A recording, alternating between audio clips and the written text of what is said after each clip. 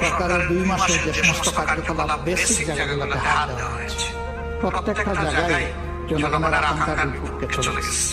বাংলাদেশ ব্যাংকের মতো, আমি বেসিক জায়গা বলছি, আমি কোনো কার্ড এগুলো বলিনি।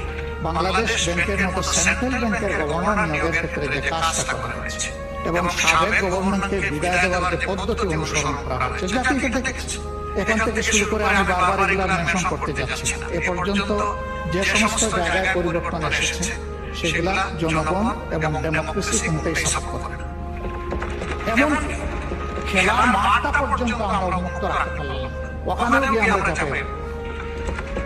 তাহলে যেটা মাননীয় মন্ত্রী বললেন যে যোগ্য লোকদেরকে যোগ্য জায়গায় না দিলে দেশ আগাবে কিভাবে, তো এইভাবে যদি যোগ্যতা সিলেকশন হয়, আমার প্রশ্ন দেশ আগাবে কিভাবে?